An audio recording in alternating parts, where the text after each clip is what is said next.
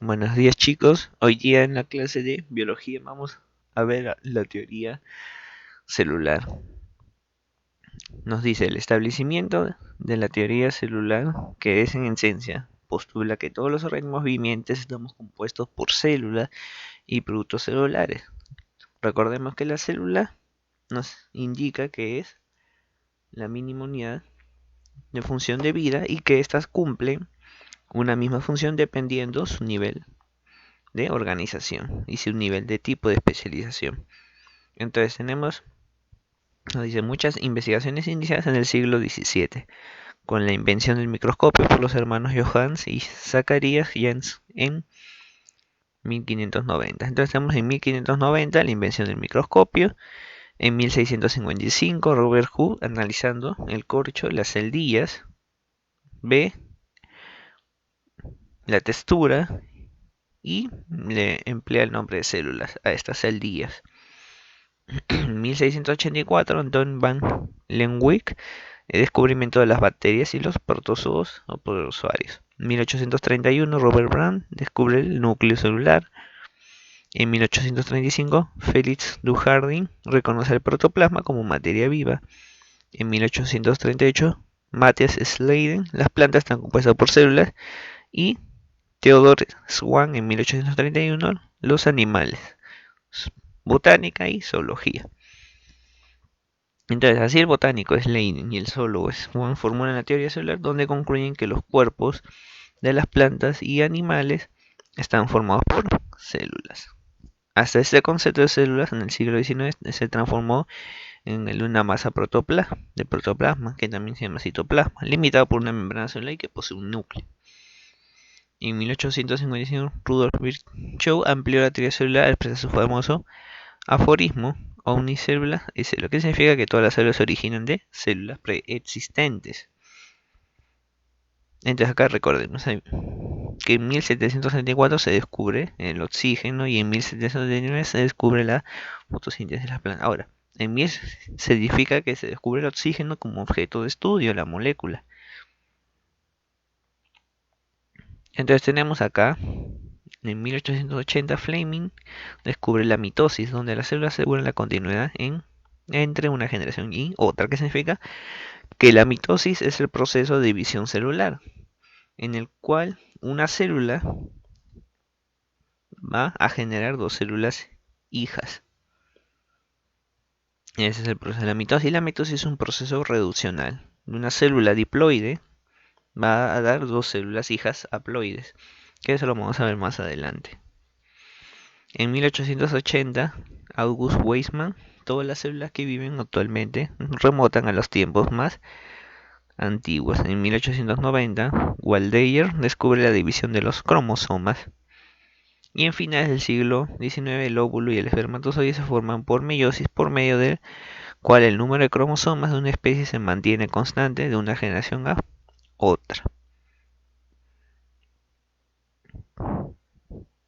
Todos estos descubrimientos permitieron llegar a la versión moderna de la teoría celular, que afirma que las células es la unidad estructural, funcional y evolutiva de origen de todo ser vivo.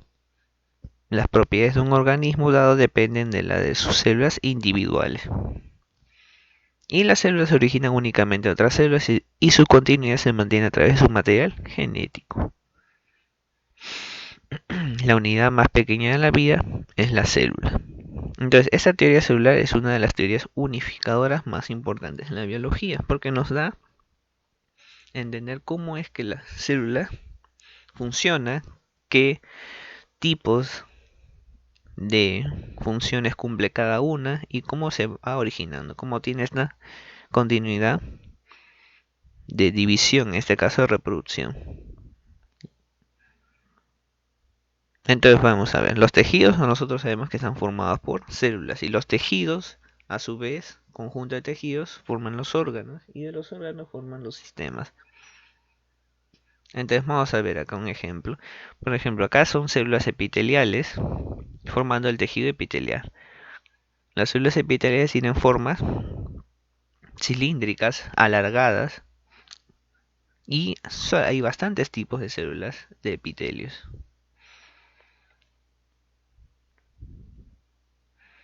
Y acá vemos proliferación de células y hundimiento del tejido conjuntivo.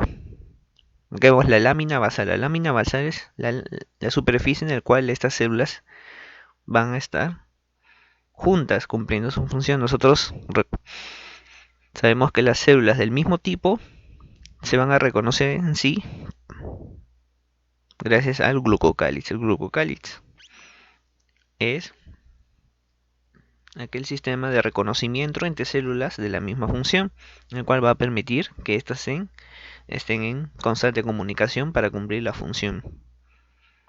Entonces acá vemos el tejido conjuntivo, vemos la formación de glándulas endocrina vesicular, vemos acá la formación de la glándula exocrina y la formación de la glándula endocrina cordonal acá. Y entonces los tejidos vegetales también sabemos que están formados por células, pero que cumplen distintas funciones. Nosotros en la célula animal se diferencia de la célula vegetal, por ejemplo, en lo que son los cloroplastos, en lo que son los tamaños de las vacuolas, etcétera. Entonces vemos acá una hoja, el ejemplo, tenemos acá la hoja también está formada por células, en el cual tiene abundante cloroplasto. Y las células turgentes, acá vemos células menos turgentes. Recordemos que los tallos, por ejemplo, están formados por células muertas, es por eso que le da su rigidez, les da una rigidez a los tallos. En cambio, las que están formadas por células vivas, en el caso de las hojas, le da más suavidad al órgano. Vamos acá. Y acá vamos a ver un ejemplo más de cómo es la reproducción en células, en este caso de organismos unicelulares. Acá tenemos un protozoario, que es una eugleina, y vamos a ver que se va, primero está la formación, está el protozoario con su único núcleo, y esto de acá que vemos acá es su flagelo. Vemos acá que ya comenzó la reproducción de su segundo flagelo. Entonces acá es el núcleo. Y acá vemos también que ahora se ha dado la reproducción del nucleolo. Vemos que acá, que el núcleo, acá estas partes de acá, está sufriendo mitosis y que se está dando la separación de los cromosomas. Acá ya vemos que ya terminó de separarse, se cumplió la etapa de la telofase, que es una de las etapas, la mitosis. Vemos que acá ya se está comenzando a dividir, pero tiene que dividir todo completo, desde la parte del flagelo hasta la parte final, toda la eugloena. Acá vemos que ya se está comenzando a separar y acá vemos que ya está saliendo el nuevo individuo. Nosotros acá vemos la reproducción, pero no hay cambio genético. ¿Por qué? Porque es una reproducción asexual. Asexual es que no hay intervención genética, no hay cambio genético, prácticamente el nuevo individuo sale idéntico al anterior.